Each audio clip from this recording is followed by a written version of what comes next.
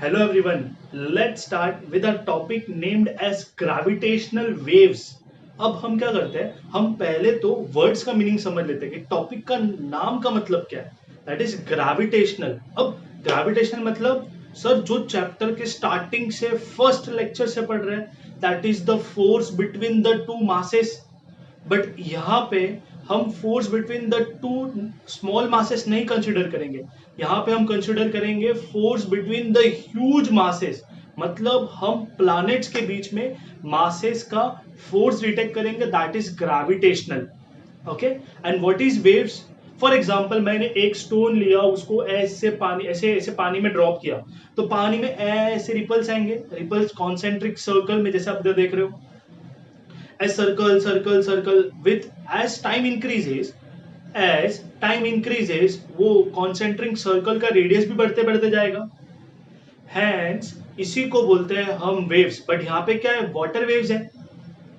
Similarly light is an electromagnetic wave. ऐसे और भी वेव्स होते हैं क्या? हाँ. कौन से? X rays, gamma rays, ultraviolet rays, radio waves, ऐसे बहुत सारी वेव्स होती है. अब वैसे ही हमारे पास इस चैप्टर में ग्रेविटेशनल वेव्स. अब ग्रेविटेशनल वेव्स मतलब वेव्स क्रिएट होती होगी विद द मासेस, बट यहां पे हम ह्यूज मासेस कंसिडर करेंगे. सो हमें एक टेक्स्ट बुक में एक लाइन दी हुई है that gravitational waves is called as fabric in space time. अब फैब्रिक इन स्पेस टाइम का मीनिंग क्या है? टू अंडरस्टैंड दिस हम क्या करेंगे, हम एक बेडशीट लेंगे.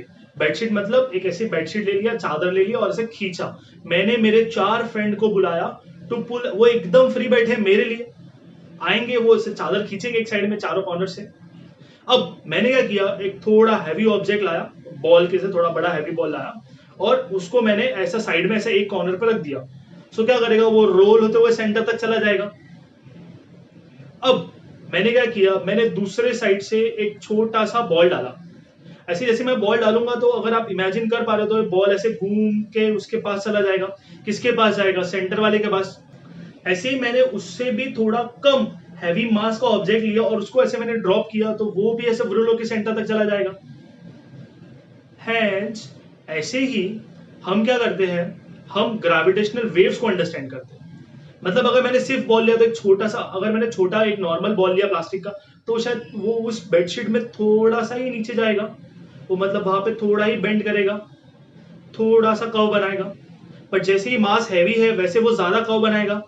और हैवी लिया और कर्व ज्यादा, और हैवी लिया और कर्व ज्यादा, और हैवी लिया और कर्व ज्यादा. तो ऐसे ही करके हमने स्पेस में भी एक फैब्रिक कंसिडर किया.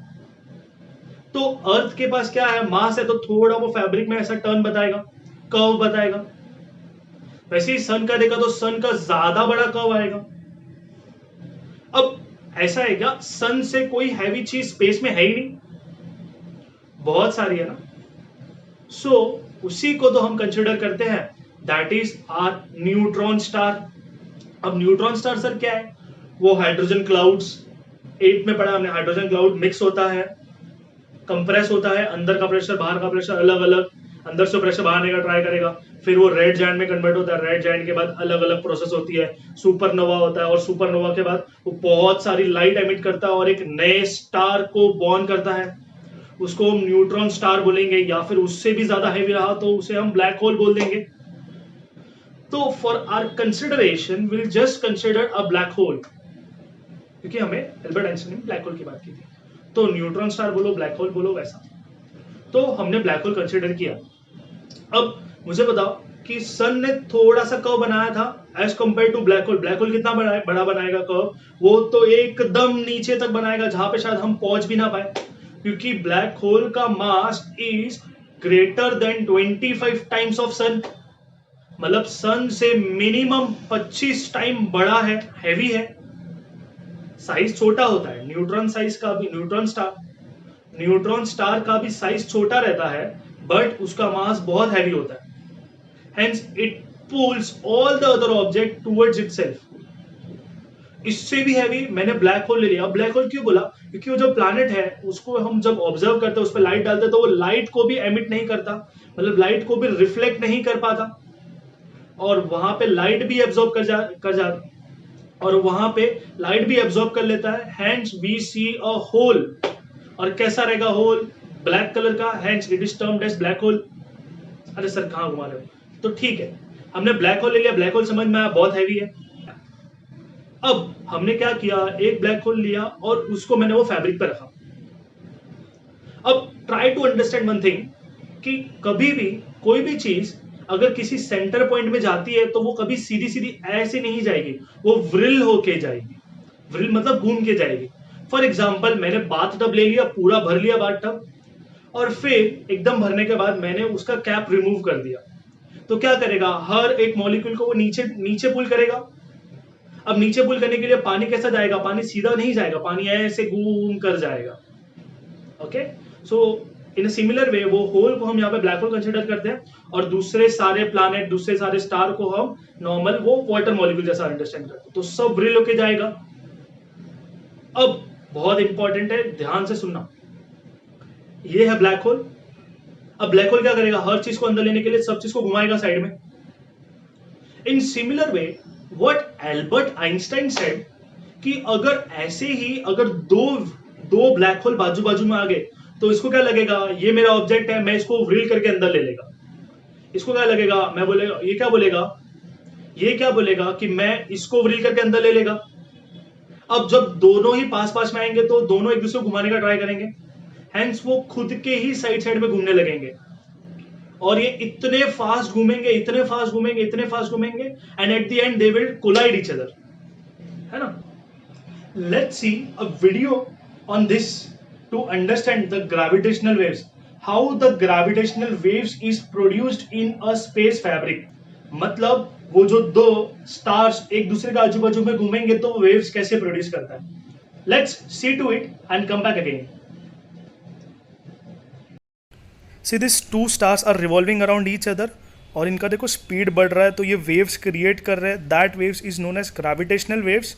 और ये देखो इनका वेव बढ़ते बढ़ते एक जॉइंट हो जाएंगे and it will form a new star. See this two stars are revolving around each other, और इनका देखो स्पीड बढ़ रहा है तो ये वेव्स क्रिएट कर रहे हैं, that waves is known as gravitational waves. और ये देखो इनका वेव बढ़ते बढ़ते एक जॉइंट हो जाएंगे and it will form a new star.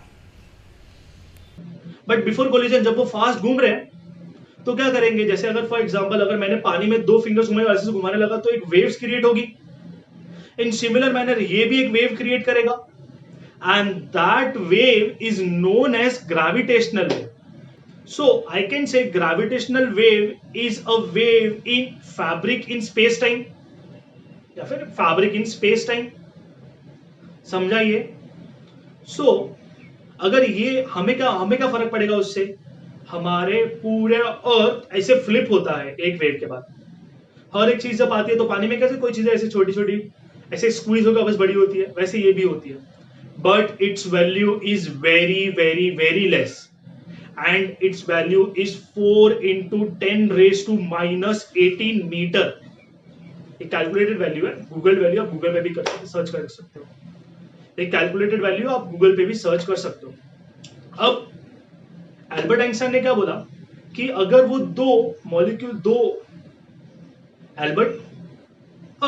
Albert Einstein ने क्या बोला कि अगर वैसे ही दो ब्लैक होल अगर साइड साइड में घूमेंगे तो वेव क्रिएट होगी और वो हमारे अर्थ तक भी पहुंचेगी।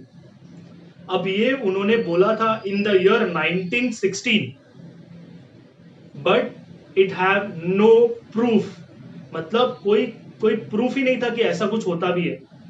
Hence, that research is termed to be as a theory, क्योंकि हमने पढ़ा है कि अगर जब तक प्रूफ नहीं होता उसे हम थियरी बोलेंगे, और अगर प्रूफ हो गया तो हम उसे फिनोमिना बोलेंगे। Hence, एल्बर्ट आइंस्टाइन ने बोला इन the year 1916। Hence, in the year 1916, Albert Einstein said that this type of waves are reaching to us, और ऐसी कुछ waves होती है in space, बट लोगों ने एग्री नहीं किया because there was no proof. But after approximately 100 years, on 14 September 2015, these waves are detected by a laboratory named as LIGO। LIGO का मतलब laser interferometry, gravitational wave observatory, इतना बड़ा नाम है इसका, बट हमें याद रखना है LIGO। एग्जाम में हमें कुछ भी पूछ सकते हैं, वो लोग हमें बोलेंगे LIGO स्टैंड फॉर, कब डिटेक्ट किया था, ऑन 14 सितंबर 2015 कोई डिटेक्ट हुआ, and after that his theory, किसकी थियरी, एल्बर्ट आइंस्टाइन की theory is concluded as a phenomena, और ये नेचुरल होता है। अब इस वेव को डिटेक्ट करने के लिए हमारे इंडिया ने भी बहुत हेल्प की है। हमें याद है हमारे पास GMRT है, that is giant metre wave radio telescope, हमने 9th में पढ़ा था, जो रेडियो वेव डिटेक्ट करता है।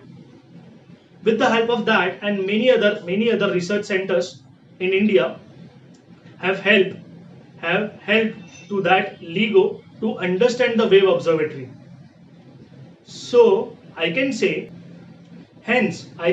this discovery had opened a new path in observing the space or the universe.